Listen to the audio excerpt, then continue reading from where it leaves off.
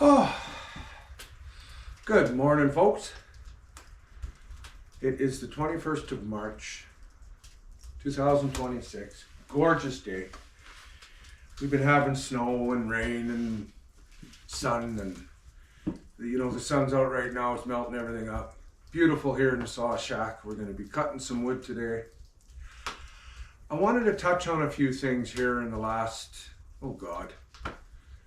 6, 8, 10 months that have been going on in our country, in our province, in the world, basically.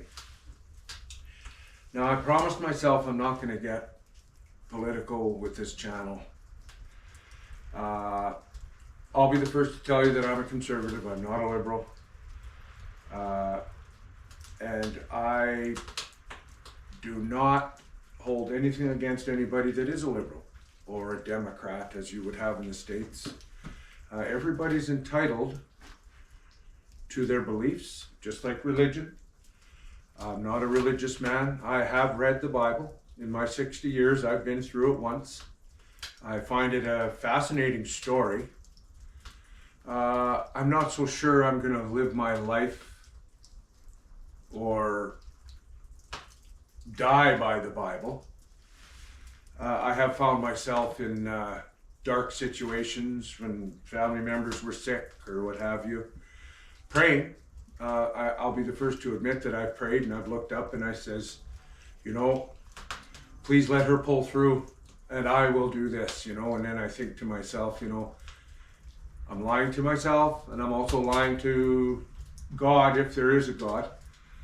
But it's a crutch that everybody needs at some point in their life. But I'm getting a little off topic here. A member of our family passed away on Wednesday. Little dog we had, Pete. One of our two little schnauzers. You've seen him on our videos. Great little friend. I will miss him dearly. Just the sweetest little dog that you ever knew.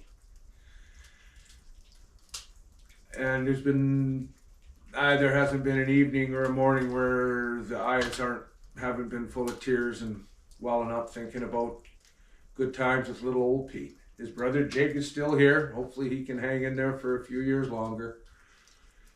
But it's just a hit home hard fact that life is short. And a dog's life is extremely short. I don't think it's fair that dogs only get to live 10, 11, 12 years, 15 maybe. We've got a lot of dogs in our family that are getting long in the tooth. There's going to be a lot of tears coming our way here in the next year or 2 or 3. But what I want to touch base on is what's going on in the Middle East right now. I'm not Donald Trump's biggest fan, but I am certainly not a detractor. I find that the rhetoric involved when you say the words Donald Trump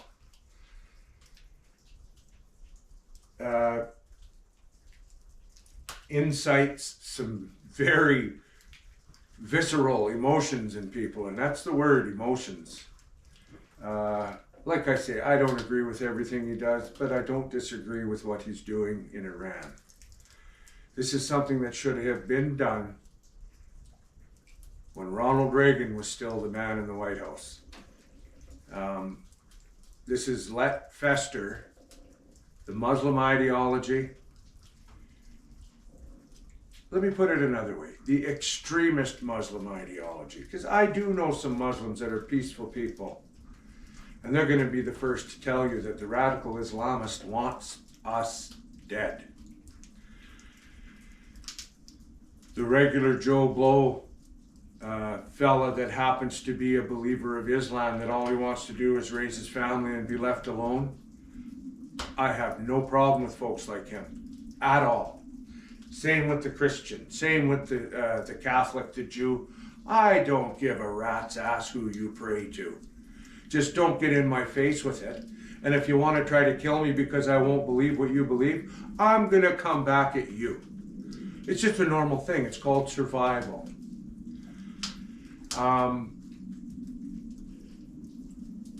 I've lost a couple friendships over the two words Donald Trump. Because the people that I would try to engage in dialogue with, the minute you bring up anything, well, everything is bad that he touches or does. And because I believe that, I can't talk to you, this is speaking from their perspective, I can no longer be your friend anymore. If you're going to believe that Donald Trump is doing the right thing. It's the right thing in a lot of ways, and there's a lot, like the tariffs and how he's treating Canada in some aspects really piss me off. They really do. You talk to the average American, it pisses them off too. My son-in-law is American, one of the finest people I know, lives in Calgary with my daughter. Great guy, loves Canada, loves the US. And let's remember, Donald Trump is only doing what he's doing for his people. Could you imagine if we had a leader like that in Canada that would do stuff for his people instead of his base? Prime Minister for all? Bullshit. Anyway, I don't really want to get too political here, but I just want to say, and I've already stepped in it, I know I have. There's going to be people that are going to be pissed off with me about what I'm saying here. But there's only one of us that has to get over it, and that ain't me. A little drink here. You know, just how broken we are here in Canada. There's over 700 Iranian National Guard or Republican Guard or whatever you want to call them that live here in Canada right now as we speak. This is fact from our intelligence agency's thesis. Why are they here? When their ideology is to death to America. As far as I'm concerned, when somebody over there says that death to America, that means death to me in Canada. That means death to America. That means death to the UK. All over. And this is why I am 100% Donald Trump. Go get him. And don't stop till you're done. One of the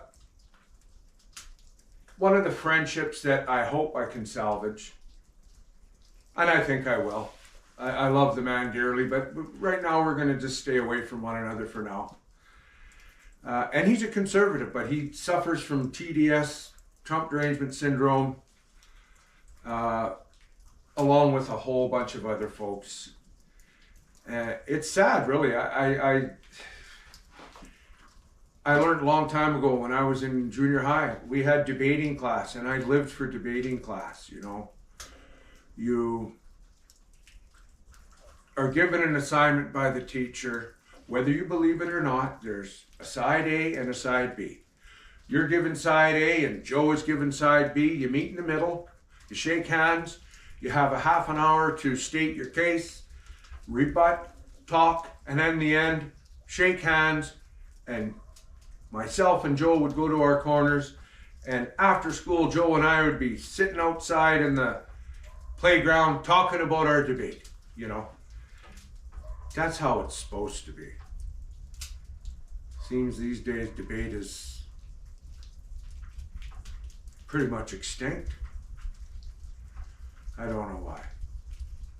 But there's a lot of stuff out there, you know. One needs to just make sure that before you fly off the handle, that someone you know or love, because you don't agree with what they say, maybe feel them out and find out why it is they agree or disagree with you, and why it is they believe what they believe.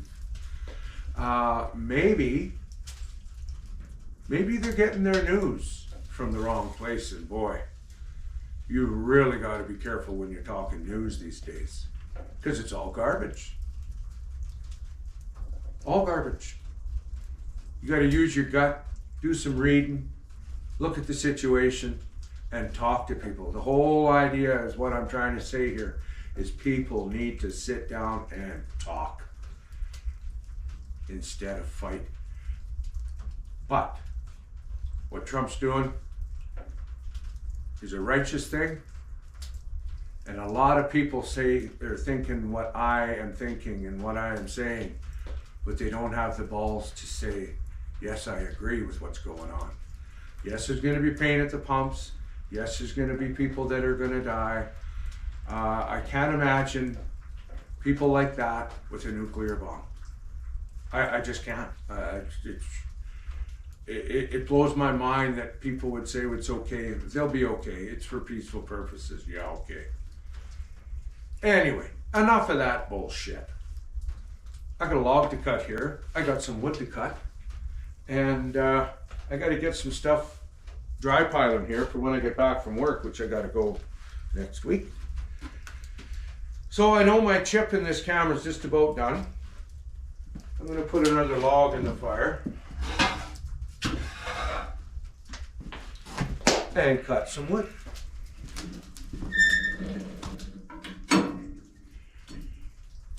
This is why I bought this Wood-Mizer, this and this. The auto feed and the set works, second to none.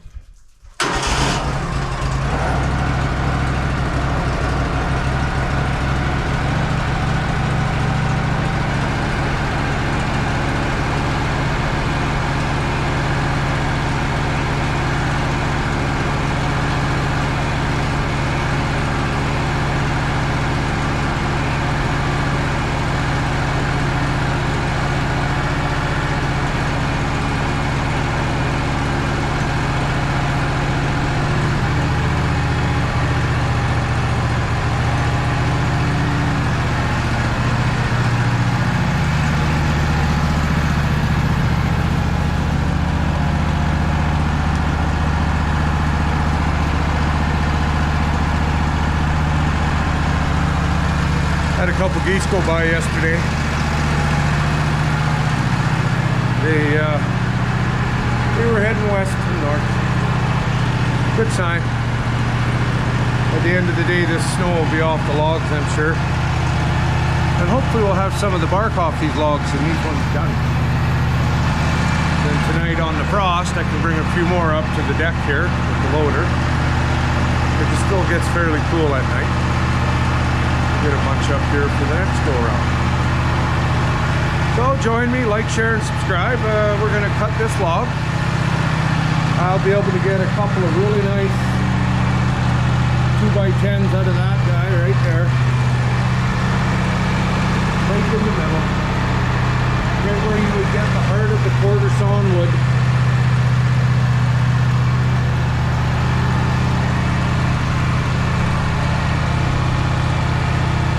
As I say, that's the beauty of having your own mill.